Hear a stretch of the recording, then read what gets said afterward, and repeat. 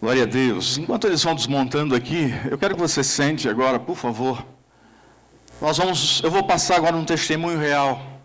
Eu recebi esse vídeo alguns meses atrás e me impactou muito. De um pastor ouvindo o testemunho de um casal de pais. E eu queria que você ouvisse também nessa noite. Pode passar o vídeo para nós. Agora deixa eu te contar essa história aqui para a gente fechar.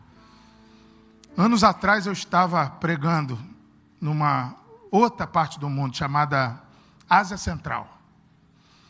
A Ásia Central é um conglomerado de 5 países. 5 países impronunciáveis. Cazaquistão, Quirguistão, Uzbequistão, Tadiquistão e Turcomenistão. Os 5 países são ex-soviéticos. Eles eram parte da União da República Socialista Soviética. Ou seja, eles trazem aquele ranço de perseguição contra a igreja, contra tudo que não é soviético. E os 5 países são altamente islâmicos hoje. Muito pesado. Ou seja, você pega, pastor Dilton, os 2 maiores principados da história para mim, o comunismo soviético e o Islã. Você mistura no liquidificador, você joga em cima do mapa da Ásia Central, o lugar mais oprimido que eu já fui na vida. Você sai no aeroporto com medo já. Negócio demoníaco mesmo. Um dos meus melhores amigos me traduzia naquele dia. Esse cara é um herói para mim. Não vou falar o nome. Mas esse cara, ele era agente da Spetsnaz, antes de se converter. Spetsnaz era a polícia soviética que perseguia cristãos, que perseguia ideologias que não são soviéticas. Esse cara torturava pastores e crentes. Era o trabalho dele. Um russo desse tamanho, com a mão desse tamanho, campeão de boxe. Esse cara se converteu, aceitou Jesus, se tornou depois pastor, e ele hoje dirige um seminário teológico, o único entre os 5 países. Aí, esse cara, para você ter ideia, só de com quem a gente lida, esse camarada, os alunos do seminário dele começaram a sofrer perseguição da polícia secreta. Ele foi na polícia, porque ele conhece todo mundo, ele trabalhava com os caras, e falou assim: eu não quero que você toque mais nos meus alunos. Então, cada 15 dias vão marcar uma hora, eu venho aqui, vocês me torturam, mas nos alunos vocês não encostam. Ele agenda a tortura para ele poder tocar o seminário dele. Eu estava dando aula no seminário dele, ele sumia. Aí no fim do dia ele voltava todo roxo, todo ferrado. Aí no fim da minha viagem, que a Tatiana, a esposa dele, me contou. Falou: não, se ele não sair, não for na polícia, ele não consegue dar aula, ele precisa apanhar, ele precisa ser torturado, senão você não consegue. Aí eu estou com esse homem me traduzindo, eu não sou digno nem de respirar o mesmo ar que ele está me traduzindo meu sermão. Aí estou lá, pregando em inglês e ele traduzindo para o russo.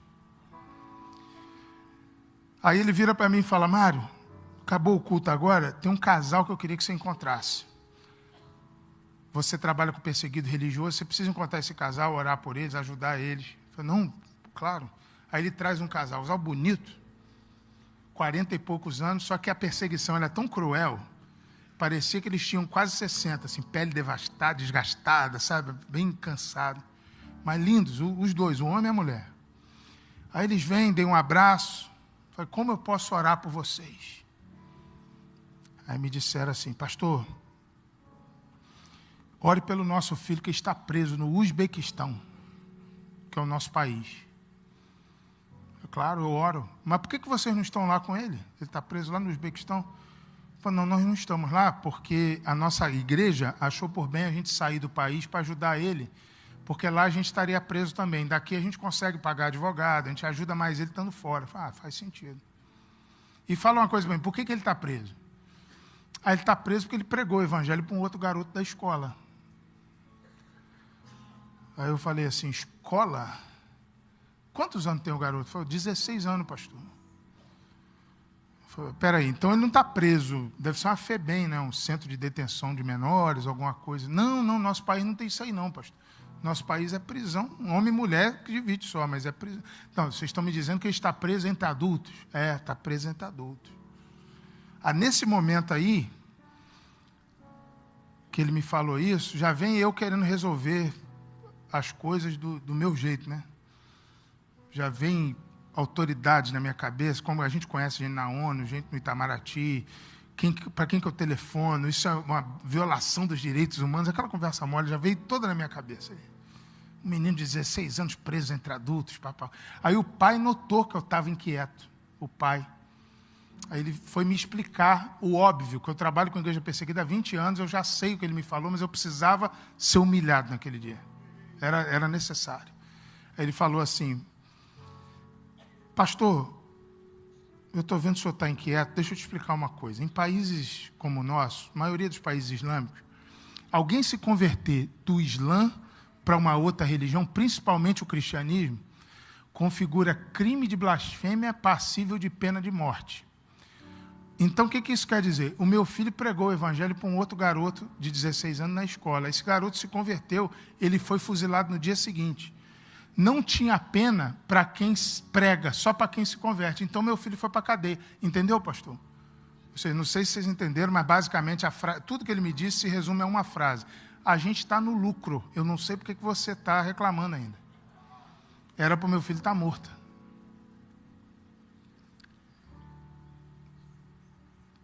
Aí eu fiquei transtornado. Falei assim: quanto tempo tem que ele está preso? Foi 11 meses, pastor. Nessa hora, irmãos, aconteceu um negócio trágico na conversa. Pelo menos no meu ponto de vista. Porque o pai estava falando e a mãe estava de cabeça baixa. A mãe resolveu falar. E quando mãe fala, arregaça a gente, né? Porque pai é meio jornalista, já viu? Pai dá dados de filho. Meu filho joga bola, meu filho fala inglês, meu filho está preso. Mãe tem coração. Aí a mãe está olhando para baixo, assim. Aí essa mãe levanta o olho, tem uma lagriminha nela, assim. E o pai tinha falado que ele estava preso há 11 meses. Ela fala assim: ele é torturado todos os dias, pastor. Aí eu falei: como que ele é torturado? Como que eles fazem a tortura? O meu amigo que estava traduzindo ficou até envergonhado, porque ninguém pergunta isso. Aí ela falou: ele é torturado com agulha debaixo da unha todos os dias. Eles entram na cela e colocam a agulha debaixo da unha dele todo dia. Todo dia. Ali eu quase vomitei. A víscera veio aqui em cima, aqui, fiquei ruim. Envergonhado, com raiva. E o pai notou de novo que eu estava inquieto. Aí o pai virou para mim e falou assim: pastor, é o recurso que eles têm, pastor. Eles estão tentando fazer o menino desistir. Eles estão vendo se o menino desiste de ser cristão, se o menino vira muçulmano, se o menino para de pregar. Aí eles precisam torturar, entendeu, pastor? É o recurso deles. E eu precisava ser humilhado naquele dia, irmãos. Aí eu fiz a última pergunta, só para fechar a tampa do caixão. Que ele falou assim: é para ver se o menino desiste. Eu falei: e conseguiram? Eu já sabia a resposta. Conseguiram? Ele desistiu? O cara sorriu para mim, o pai. De vez em quando eu estou dormindo ainda à noite, eu lembro do sorriso desse cara, parece uma tormenta também. Ele falou assim: pastor, para o meu filho parar de pregar, ou eles matam, ou eles expulsam ele de lá. Porque até agora eles só conseguiram 138 convertidos na cadeia. E o meu filho não vai parar de pregar. O meu filho não para. Ninguém vai parar o meu filho.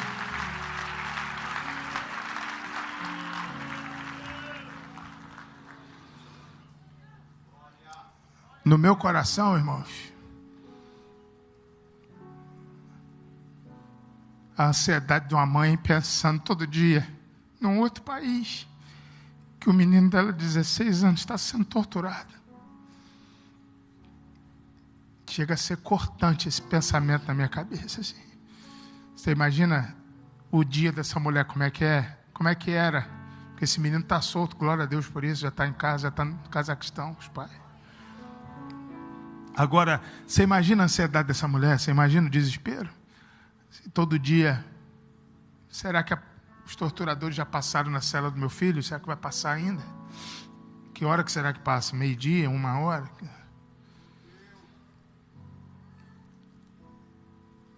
Mas não, eles decidiram fazer uma troca.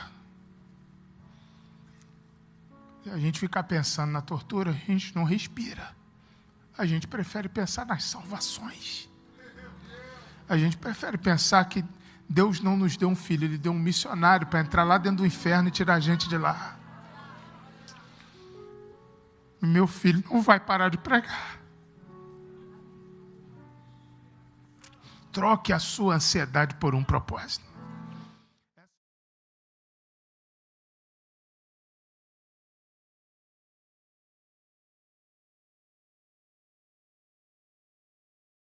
Eu.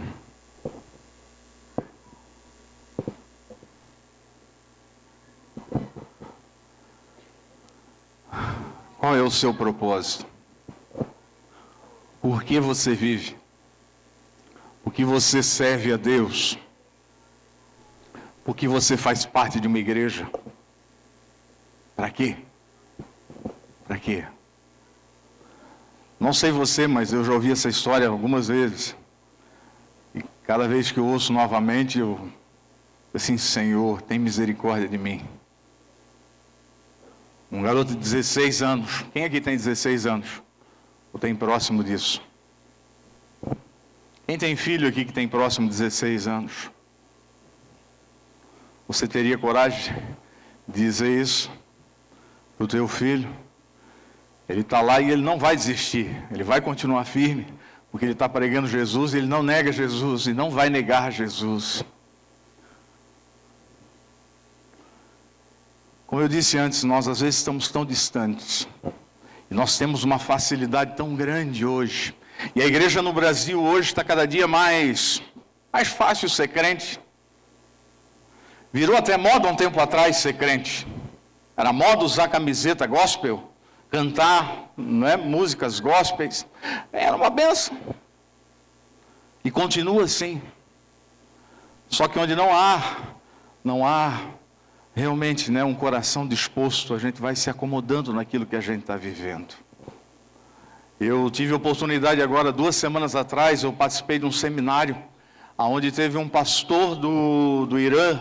Ele é americano, ele é casado com uma iraniana, e ele está há 16 anos hoje morando em Teherã, a capital do Irã, né? E ele então, ele cuida hoje de uma igreja subterrânea, que eles chamam, né? Uma igreja que está escondida.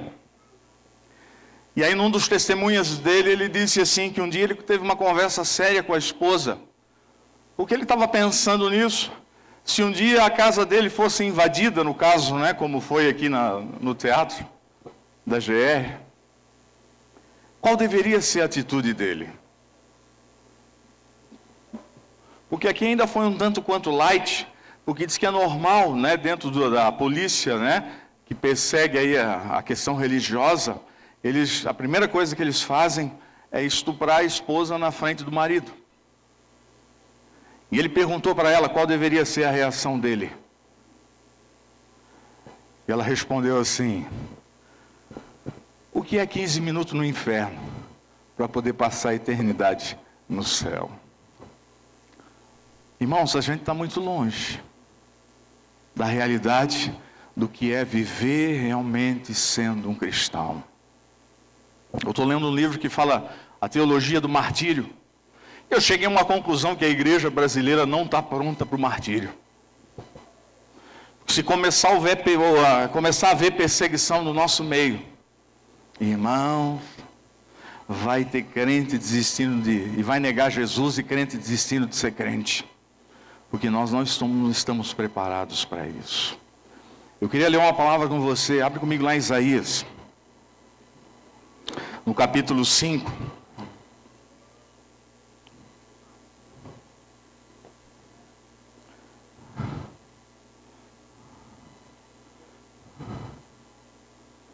Isaías, no capítulo 5.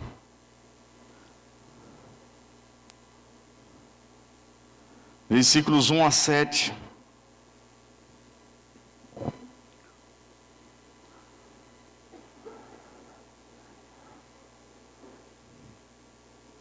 Isaías capítulo 5, versículos 1 a 7.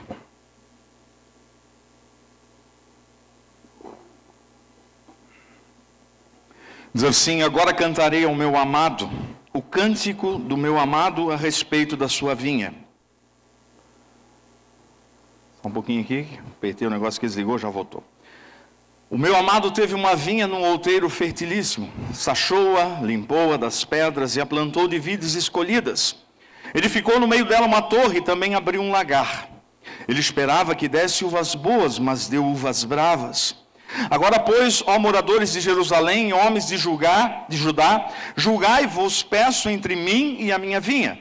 Que mais se podia fazer ainda a minha vinha, que eu lhe não tenha feito? E como esperando eu que desse uvas boas, veio a produzir uvas bravas? Agora, pois, vos farei saber o que pretendo fazer a minha vinha. Tirarei a sua sebe, a sua cerca, para que a vinha sirva de pasto. Derribarei o seu muro, para que seja pisada. Torná-la-ei em deserto, não será podada, nem chachada. Mas crescerão nela espinheiros, abrolhos. As nuvens darei ordem que não derramem chuva sobre ela. Porque a vinha do Senhor dos Exércitos é a casa de Israel. E os homens de Judá são a planta dileta do Senhor. Este desejou que exercessem juízo, e eis aí quebrantamento da lei, justiça, e eis aí clamor.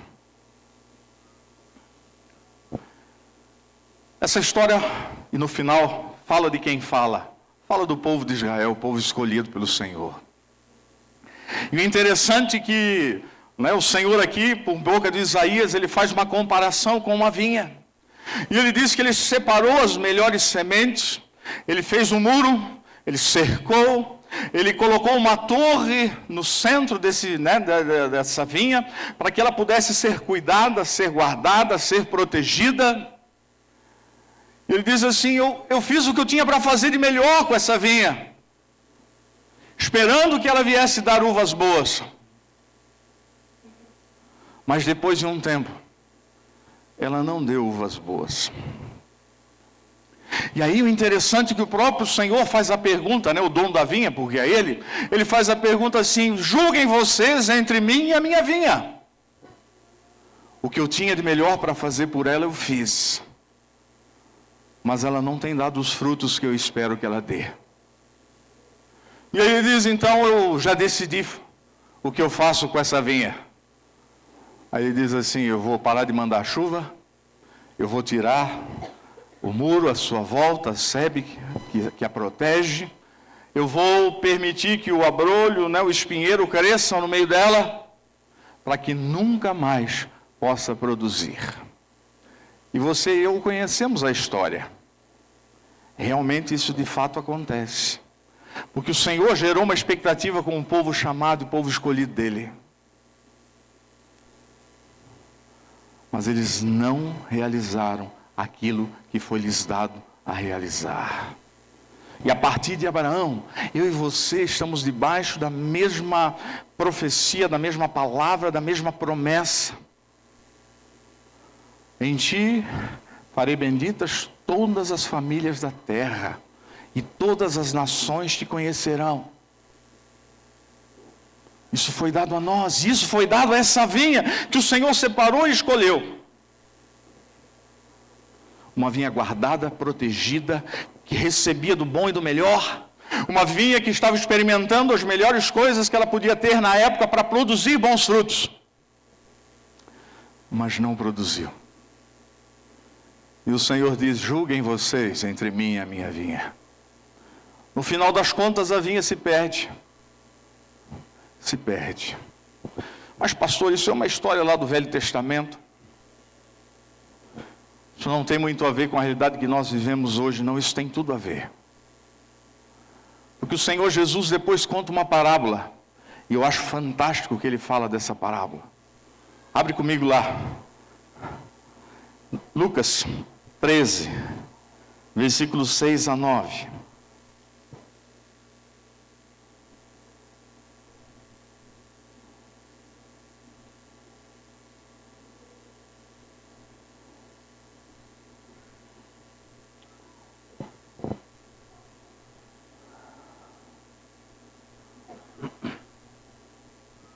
Lucas 13, 6 a 9.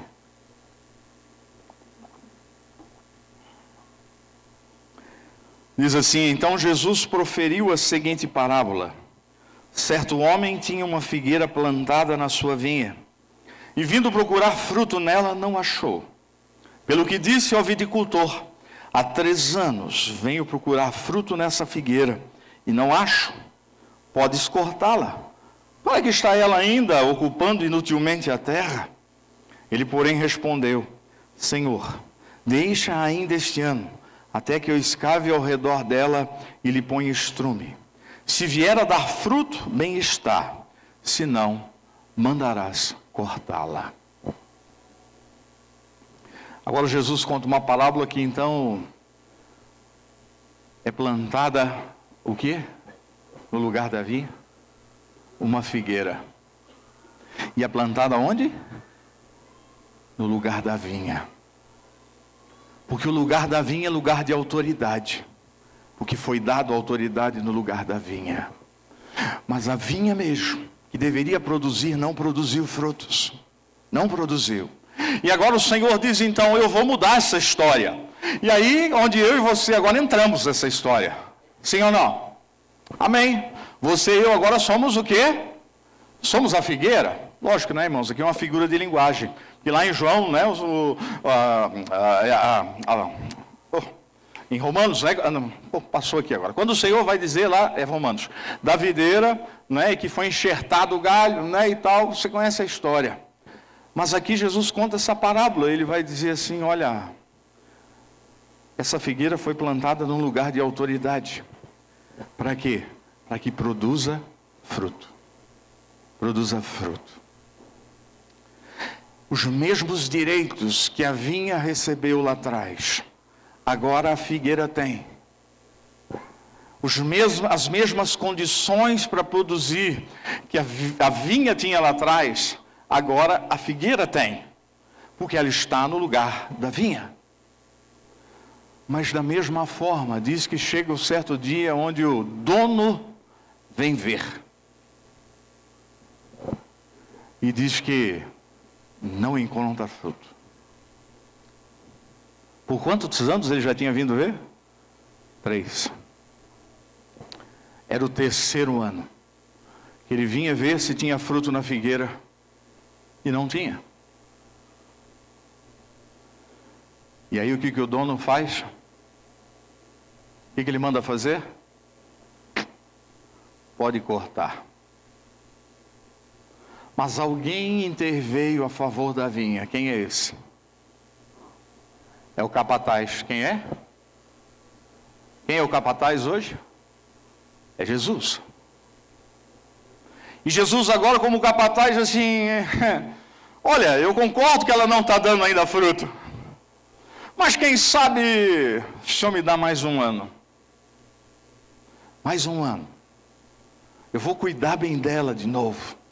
Eu vou, vou botar aqui um esterco, eu vou molhar mais ela, eu vou me esforçar, porque eu creio que daqui a um ano o Senhor vai voltar aqui e ela vai ter fruto. Vai ter fruto. Irmãos, você e eu só não fomos cortados hoje, porque Jesus é o capataz. Nunca se esqueça disso. Você e eu vivemos pela graça. Só por causa de Jesus. Não vivemos por mais nada. Você e eu não vai ser por nada que você possa viver ou fazer ou realizar nesta terra que vai te levar à salvação. Nós vivemos por causa de Jesus. Pronto, ponto isso. Tá? Eu não estou falando aqui de salvação. Mas esse mesmo Deus que entregou o seu Filho Jesus, por mim e por você, espera ver em mim e você frutos. Frutos. Por isso a pergunta que eu fiz antes e a afirmação que aquele pastor faz, você tem vivido por um propósito? Ou a sua vida você vai vivendo, né? Que bom. Por quê? Porque nós estamos no lugar da vinha, lugar de autoridade. Então a gente recebe chuva, a gente, né? O nosso agricultor não permite que os matos, né, venham. E nós estamos sendo protegidos, porque tem um muro à nossa volta, estamos sendo cercados. Só que isso nos leva a nos acomodarmos naquilo que a gente tem vivido. E quantas vezes eu e você nem nos lembramos que daqui a um pouquinho a gente, ou Jesus volta, ou a gente foi chamado, a gente morre, né? Morreu.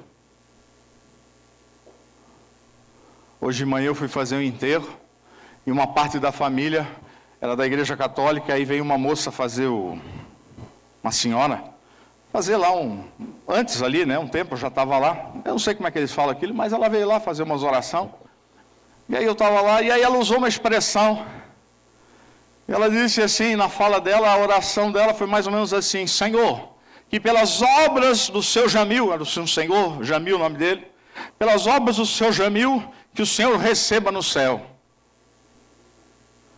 Falei, se for pelas obras dele, não vai chegar não. Vai não. Uma hora depois aí eu fui fazer o sepultamento, né? Eu tive que desdizer tudo que a mulher falou lá, né? Porque eu não ia concordar com aquilo. Nós vamos ser salvos pela graça, pelo amor do Senhor, pelo cuidado do Senhor. Mas, queridos, nós não estamos nessa terra sem um propósito dado por Deus. Nenhum de nós. Nenhum de nós. Você não está aqui nessa terra simplesmente para viver usufruindo da chuva, usufruindo do muro de proteção, usufruindo da torre que vigia, que guarda. Não, você tem um propósito aqui nessa terra, e o teu propósito é frutificar. Porque vai ser a única coisa que eu e você vamos levar dessa terra, querido. Vai ser as pessoas que nós vamos levar para Jesus. E não vai ter outras, nós não vamos levar mais nada aqui. Mais nada. Podia até enterrar pelado do jeito que veio, né? Mas ia ficar muito ruim no caixão, né? Enchia de flor por cima, assim, aí dava certo. Não, nem a roupa, não vai aproveitar nada aqui.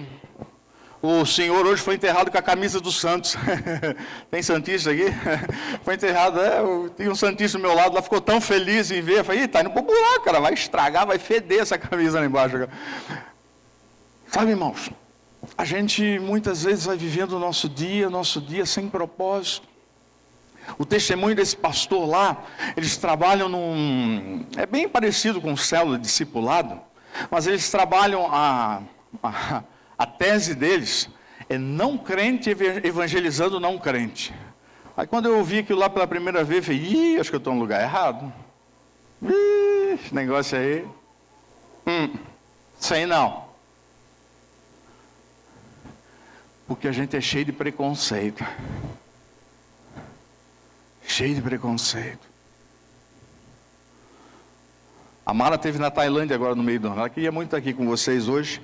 Nós estamos viajando essa madrugada, e ela não passou muito bem ontem, né, e algumas situações lá, e aí ela acabou não estando aqui. Ela mandou um abraço para vocês, tá? Mas a Mara, eu nunca a considerei religiosa. Eu me achava muito mais religioso do que ela. E a Mara é bem aberta assim, sabe? Ela vai assim, glória a Deus, aleluia, é isso. Aí quando ela esteve na Tailândia, ela foi num projeto de uma agência americana para resgatar meninas da prostituição. Meninas de 5, 6, 7 anos de idade. Né? Foi para isso que ela foi lá. E eles têm uma casa Raabe, que fica no alto de um prédio, no segundo andar de um prédio. E lá a prostituição toma conta, né? Naquelas cidades ali, tanto em Pattaya quanto em Bangkok. Pattaya é a cidade hoje onde existe o maior número de prostituição a céu aberto e prostituição infantil no mundo. É Pattaya hoje, ela esteve lá. E nessa casa Raabe, eles fazem estudos bíblicos com as mulheres que estão vivendo na prostituição. Quando eu falo mulheres, que já pensando 16, 17, 18 anos. Tá? Mulheres já é essa faixa. Meninas aí é de 5, 6 até 11, mais ou menos. E elas fazem estudo bíblico com essas mulheres. E numa das tardes, a Mara foi fazer estudo bíblico com elas lá. Devia ter umas 35 mulheres. Falaram do amor de Deus, leram uma palavra. Isso era umas 4, 5 horas da tarde. Aí quando acabou o estudo, elas oraram, pediram a bênção e o cuidado do Senhor sobre a vida delas. E elas desceram para trabalhar. Na zona, são prostitutas. Foram trabalhar. E tinham acabado de estudar a Bíblia. Fala, pastor, o que é isso?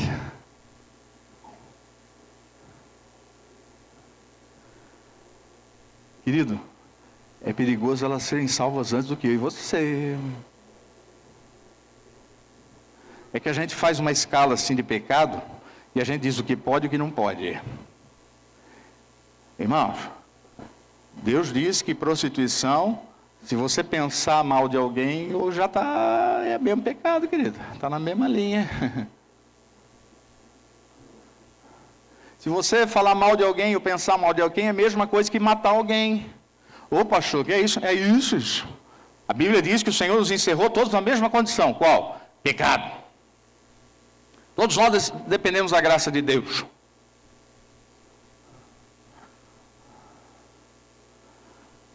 Qual é o teu propósito? E aí esses irmãos lá no Irã, hoje, como é que a igreja está crescendo hoje, a igreja subterrânea? Porque, irmãos, eles estão evangelizando, sim, mas eles, em Deus, discernem quem é o homem, eles usam Lucas 10, quem é o homem de paz, ou a mulher de paz. Vão até essa pessoa e aí marcam essa pessoa no coração delas, né? E diz assim, eu preciso salvar essa pessoa. Lá no mercado você encontrou alguém que é da paz. Então você vai toda vez no mesmo mercado, vai conversar sempre com a mesma pessoa, tem que ter propósito. Você não abastece teu carro? Sim ou não?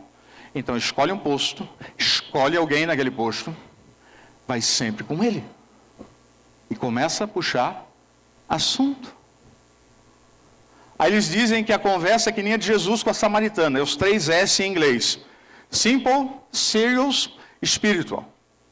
Começa com uma conversa simples, transforma-se numa conversa séria, e aí para uma conversa espiritual. Isso pode levar 1, 2, 3, 4, 5, 6 meses, não sei. Mas tem um propósito. A tua vida tem um propósito. Você está querendo salvar alguém. Eu lembro que o ano passado aqui, quando eu preguei, eu fiz essa pergunta aqui, né? Eu posso fazer de novo, né? Quantos aqui já encheram uma mão de pessoas que levou para Jesus? Não precisa levantar a mão, não. 5. E talvez tenha alguns aqui que já tem uns 20, 30 anos de convertido, que nem eu. Estou com 36 anos de convertido. Por quê? Porque nós não andamos com propósito. Viver com propósito é entender que você é uma figueira, que foi colocado num lugar de autoridade, que vai usufruir de todas as bênçãos que foi prometida à vinha. Mas agora, o dono, que é o mesmo dono, o dono da vinha é o mesmo dono da figueira, ele espera ver fruto. Ele espera ver fruto. Irmãos, a gente está chegando no momento da história onde nós vamos ser tremendamente impactados por tudo que nós vamos poder viver. Nessa semana está acontecendo um evento lá na Batista Lagoinha, o Ticum Brasil, que é um árabe convertido e um judeu messiânico. Eu tive a oportunidade de estar com eles na quarta-feira de manhã, aqui em São Paulo, num café com eles. Irmãos, eu fiquei envergonhado de ver o que aqueles caras falaram. Fiquei envergonhado. Eles dizem assim, olha, nós que somos tão diferentes, estamos tão longe, nós entendemos que precisamos andar em unidade, em união, eles falam, para cumprirmos o propósito que Deus tem para nós. E vocês? Ele olhou para nós uma hora e perguntou, vocês sabem o que falam de vocês no mundo? O judeu messiânico perguntou. Vocês têm ideia o que a igreja no mundo fala de vocês no Brasil? Essa ideia a gente tem.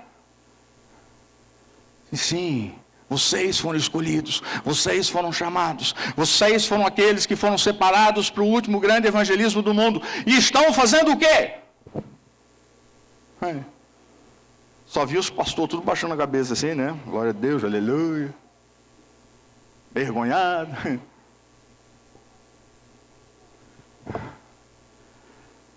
Qual é o teu propósito? Para que você tem vivido?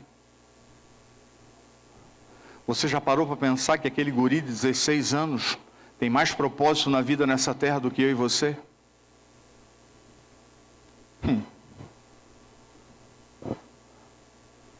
Parou para pensar nisso? Um guri de 16 anos tem mais propósito em relação àquilo que o Senhor ensina do que eu e você juntos.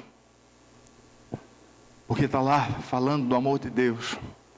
Pregou para um que morreu, mas na prisão já converteu 138. 16 anos. Quantos que você já converteu mesmo? Deu uma mão? É porque a gente não está sendo perseguido. A gente está muito feliz recebendo chuva constante, não permitindo os abrolhos, os espinheiros vir, cercados por muro, com uma torre no centro que nos guarda. E parece que nem assim a gente está contente. Parece que a gente sempre está insatisfeito.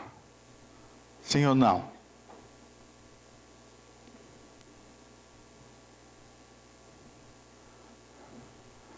Preocupação no final do ano. Minha esposa esteve pregando uma igreja muito grande agora em Campinas. Ela entendeu o coração das irmãs. Mas aí apresentaram algumas famílias que vieram. Eu não sei agora de onde, não me lembro.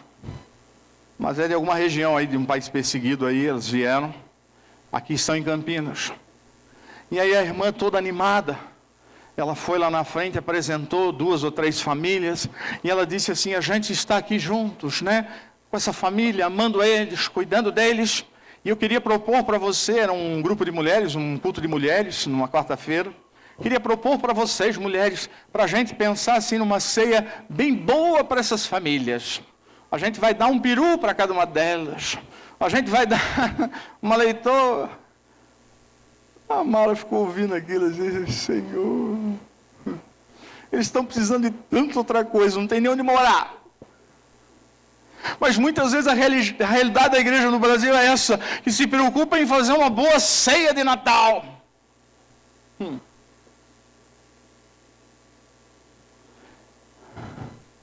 Nível de contentamento. Paulo fala sobre isso. Nível de contentamento. Queridos, eu queria assim, primeiro desafiar você naquilo que você tem vivido até aqui. Eu creio, e nós fazemos parte dessa igreja que está sendo chamada para as missões. Irmãos, e quando a gente está falando sobre isso, não é mais um jargão, não é, todo mundo fala de missões. Não, irmãos, nós entendemos isso da parte de Deus, que Deus tem nos separado para irmos a muitos lugares.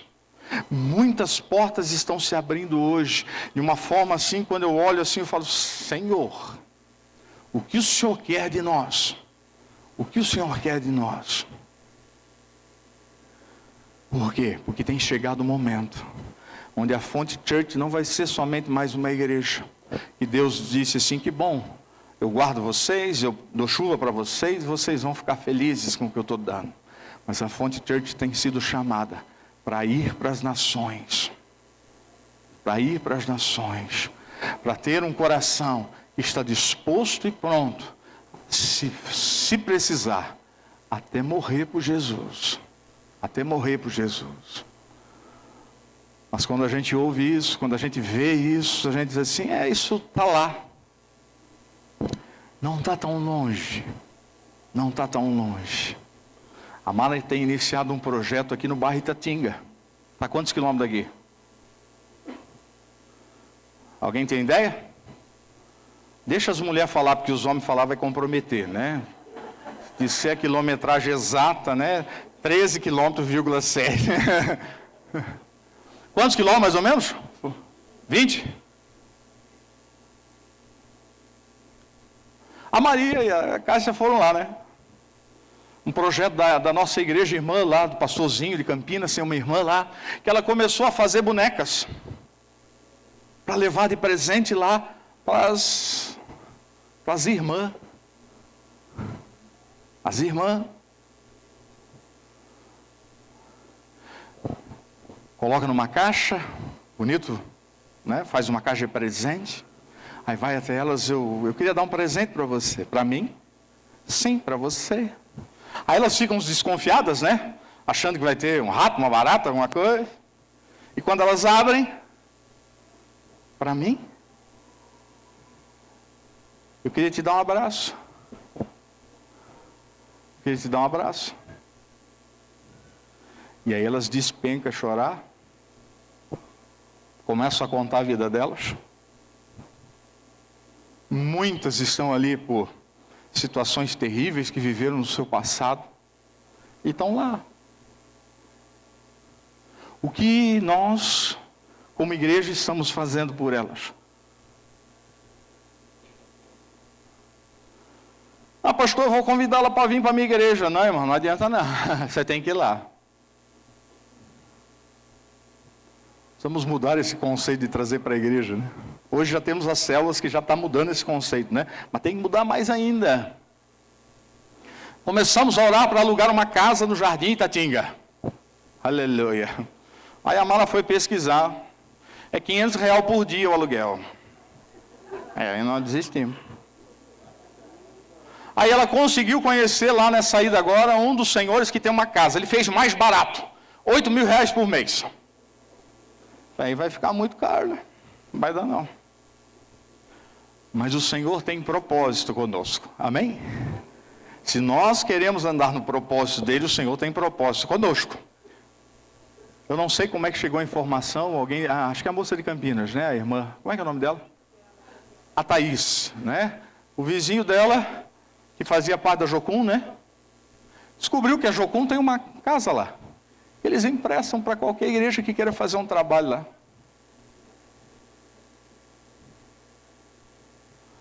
Estamos orando, a partir do ano que vem, montar uma equipe. Dayatuba pode fazer parte, né, queridos? Dayatuba, Campinas, Montemor. Não é para os homens não, tá? Os homens não vai não. Só as mulheres. Não é? E como disse a Maria, né? Eu vou te constranger aqui, né? A Maria, a Mara, assim, vai lá do outro lado da rua e abraça ela. Eu estou vendo a periquita dela. Vai lá e abraça ela, Maria. Mas eu estou vendo a periquita dela. Que vai abraçar e as meninas estão peladas. Então, para nós homens não serve não, tá, querido? Não adianta querer fazer um dia de rede de homens lá, né, um evento, isso não vai acontecer, não. Vai, mas, você entende, irmãos? Tem que ir lá, irmãos, uma vez por semana, sentar com elas, estudar a Bíblia com elas, amar elas. E deixa Deus fazer a obra. Em Atos, a palavra do Senhor diz que quem convence o coração é quem? O Espírito Santo. É Ele quem vai acrescentando. Mas eu e você precisamos entender que nós precisamos estar no lugar onde Deus tem propósito. Mas muitas vezes o que nós achamos hoje como igreja, que o propósito de Deus é dentro da igreja. Vou lhe contar uma novidade, não é. A igreja em países perseguidos não se reúne em templo. Porque se reunir, os caras entram tudo lá e matam tudo nós aqui agora. Se reúne nas casas. Esse pastor contou, eles nunca começam falando de Jesus. Eles começam a pregar Deus, o amor de Deus. Só isso que eles pregam. Quase 5, 6 meses só pregando o amor de Deus.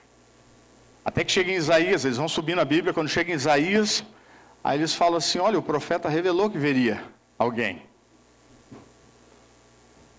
Aí naquele encontro eles falam da revelação, no outro eles falam, olha, quem foi esse aqui, ó, Jesus.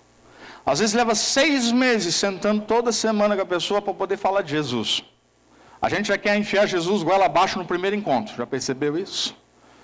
Não, você tem que falar do amor de Deus. Você percebeu que Jesus não pregava Ele mesmo? E não deixou os discípulos pregar sobre Ele? Quando Jesus enviou 70, eles não eram crentes. Em Jesus, não. Do modo que nós conhecemos, entendemos salvação, eles não entendiam assim. Eles não entendiam nem que Jesus ia morrer, e nem entenderam que quando Jesus depois ressuscitou, os 70 que foram enviados nem crentes eram. Mas foram falar de quem? Do amor de Deus. E aí esse pastor lá no Irã, o nome fictício dele, né, Mansur Sharif, muito legal a história dele. Ele é realmente, né, ele usa documento falso, né, ele não existe, né. E também a preocupação nossa agora é orar para que ele entrasse, né? Ele conseguiu entrar agora, passou pela alfândega, está lá dentro de novo, não é? Mas achava que pode ser preso, né? Saindo ou entrando do país. Ele dizia assim: pastor, eu tenho uma líder. Eu fui conversar com ele depois. Pastor, eu tenho uma líder. Ele já tinha dado esse testemunho e fui perguntar para ele como é que funcionava isso. Eu tenho uma líder, pastor, lá. E ela hoje já está cuidando de 6 ou 7 grupos pequenos. Isso dá mais ou menos 43 pessoas a 45 mulheres. A igreja no Irã hoje cresce com as mulheres. 80 e poucos por cento são mulheres. Porque elas que são as oprimidas, né? Elas que são perseguidas, então cresce pelas mulheres. E já existe uma grande igreja hoje no Irã por baixo dos panos. E aí ele disse assim: essa mulher que cuida dessas outras todas aí, mais de 40, ela é prostituta, pastor. E ainda não conhece Jesus. E já está cuidando de mais 40 e poucas. Falando do amor de Deus. E Deus tem sido tão bondoso. Porque dia a dia vai acrescentando mais. Dia a dia. Irmãos, a gente tem tudo para fazer diferença. A gente tem tudo, condições, liberdade. Mas a gente não tem feito. A gente não se esforça. Seja sincero consigo mesmo. Você se esforça por alguém mesmo? Está disposto a tirar o teu dia de folga para passar indo atrás dessa pessoa? Está disposto a entregar as tuas férias para ir atrás dessa pessoa?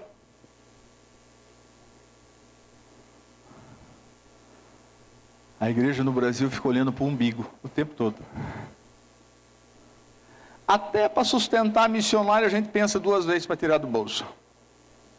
Sim ou não? Por que pensa? Eu já estou fazendo minha obrigação na igreja. Eu já dou meu dízimo. Dou oferta de vez em quando vão lá na igreja. Por que eu preciso dar para missões? Porque é onde está o coração de Deus. O coração de Deus está em salvar vidas. O coração de Deus está aonde o meu coração e o teu coração deveriam estar. Salvando vidas. Sem um sentimento religioso. Estando disposto a andar com todo tipo de gente. Falando do amor de Deus. E aguardando em Deus a obra ser feita na vida daquela pessoa. A segunda coisa que essa igreja perseguida faz muito é orar. Todos os líderes da igreja e os pastores têm que orar pelo menos 4 horas por dia. Todos. Ele falou, pastor, se a gente não orar, a gente morre. Ele conta o testemunho que ele foi cercado por 30 talibãs, alguns anos atrás. Cercado, descobriram que ele era missionário. Disse assim: nós vamos te matar. Disse assim: Senhor, se o senhor acha que o meu tempo aqui encerrou, estou pronto. Mas se não, Senhor, dá um jeito.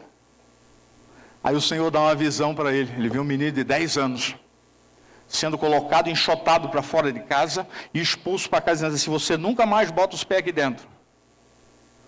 Aí ele, no meio do grupo, sendo preparado para morrer, ele diz assim: o meu Deus me deu uma visão aqui sobre alguém de vocês. Eu vi você quando você era criança. E que o teu pai te botou para fora de casa. E até hoje você sofre com isso. Aos 10 anos, o teu pai te botou para fora de casa e você foi viver no mundo. Um cara começa a chorar. Era o líder do grupo.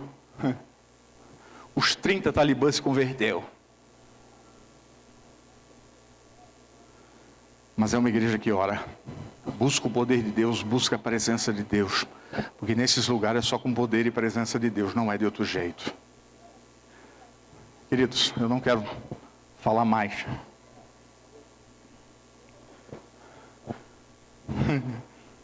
Eu vou interpretar o glória a Deus, irmão, como assim, né? Feliz, né? Com aquilo que está recebendo, né? Glória a Deus, aleluia. Eu entendi o que o irmão falou, tá? Eu falei, né, eu vou terminar aqui para o irmão diz glória a Deus, não é Jesus. Está tão ruim ali. Mas eu entendi, tá, irmão? Brincadeira.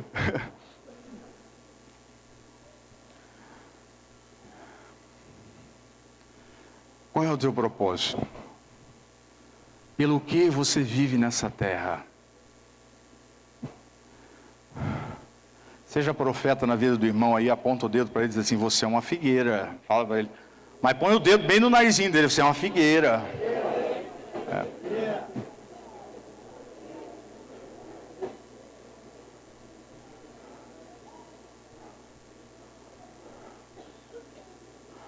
Agora baixinho para ninguém ouvir, pergunta para ele, quantos frutos você tem dado?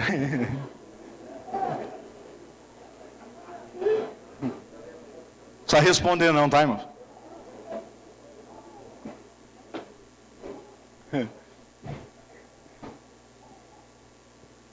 Viver com propósito.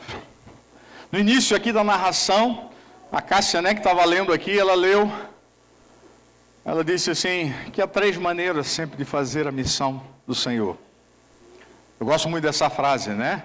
Que a missão é feita com os pés dos que vão, com os joelhos dos que oram e com o dinheiro dos que contribuem. Qual dos 3 você já tem feito? Qual dos 3?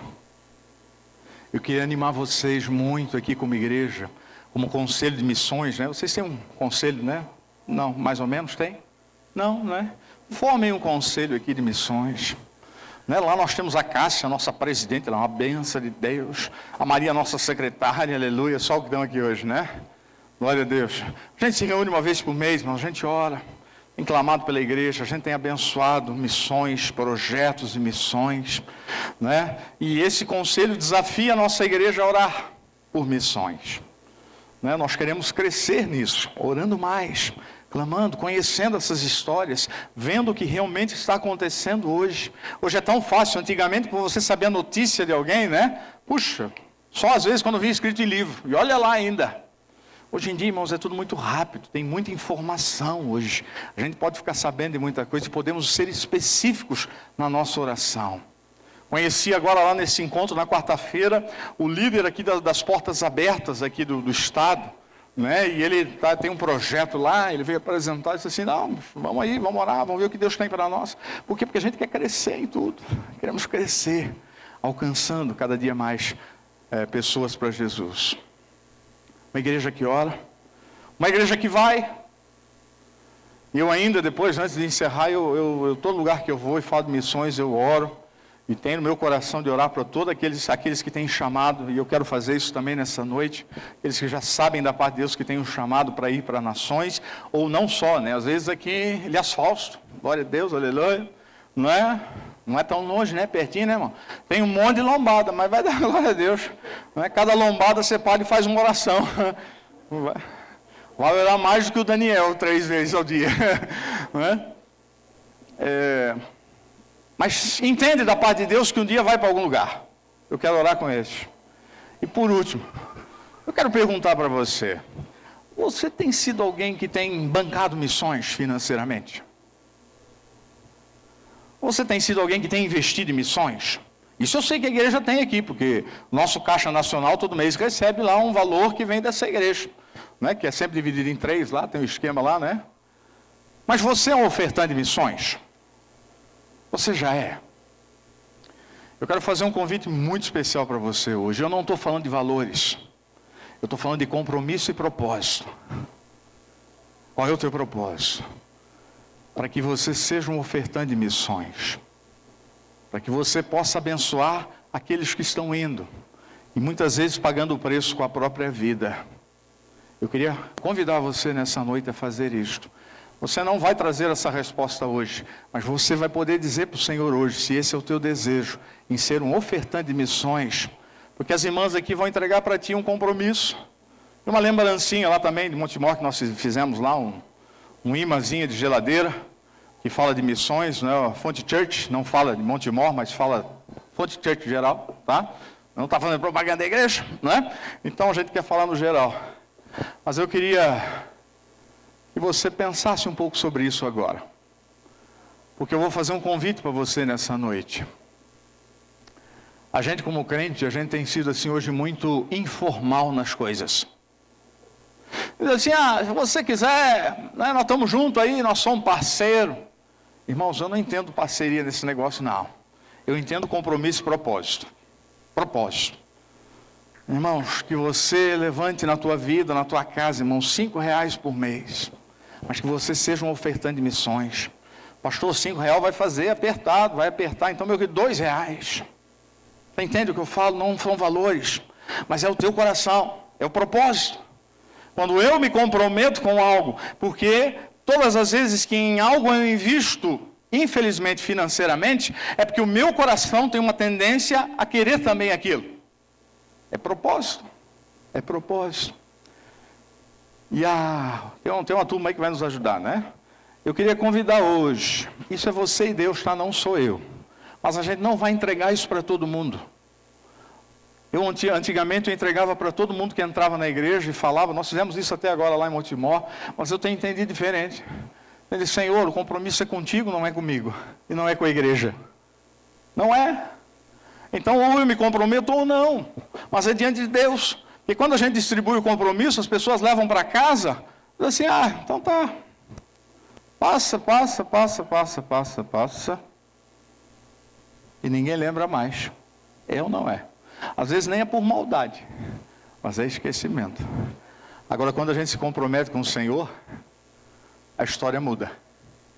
Porque aí é com Ele. Quem vai cobrar é Ele. Quem vai cobrar o Espírito Santo, quem vai te incomodar à noite é Ele, não sou eu. Aleluia. Entendeu o que eu falei, né? O Espírito Santo vai vir puxar o teu pé. Não tem isso não. O Espírito Santo não faz isso não, irmãos. Mas que ele incomoda, incomoda. Você sabe disso. Quem já viveu isso sabe como é que é. Amém, querido? Eu quero convidar agora, só para ficar de pé, quem tem o desejo no seu coração verdadeiro de no próximo ano ser um ofertante de missões. Não fiquem aí, não. Casais, tá? Nós não vamos entregar isso para todo mundo. Você vai ganhar um compromisso que você, junto com a tua esposa e tua família, vão orar para colocar o valor que vocês querem. Aí vocês trazem isso aí nos próximos cultos, né? Pode ser no próximo culto, né, pastor Adai? Estou vendo o pastor Wesley aqui, mas pode ser, né? Tá? Aí no próximo culto vocês trazem, né? E aí a igreja aí resolve isso. Não é esse negócio aí não, tá, querido? É que está aqui na frente, tá? Isso daí é para depois. Esse vocês vão entregar para aqueles que fizerem um compromisso. Para lembrar eles. Tá bom? Glória a Deus. Pode ser, querido? Eu não estou falando de valores. Eu estou falando de propósito. Propósito. Se você tem esse desejo, no ano que vem, você vai se comprometer por um ano só, até o final de 2020. No final do ano que vem, a igreja vai fazer outra conferência missionária aqui, outro culto de missões, aí se compromete de novo ou não. Você que sabe. Mas é para o ano que vem. Se você tem o desejo de ofertar mensalmente para um projeto de missões dessa igreja, a nível, né, nacional, eu não tenho tempo aqui para falar de tudo que tem acontecido hoje, mas tem acontecido coisa muito bonita no nosso meio, a partir da oferta que vocês têm dado, querido. Tem sido fantástico. Nossa igreja no Chile hoje, agora já está indo para um templo novo. Nossa igreja em Portugal está vivendo um tempo muito legal lá, precioso, por aquilo que eles estão vivendo, experimentando da parte de Deus. O projeto agora de Moçambique, de Malawi, irmãos, tem sido fantástico o que Deus está fazendo. Mas a gente não pode fazer isso sem recursos. E os recursos estão na minha mão e na tua mão. Amém, querido?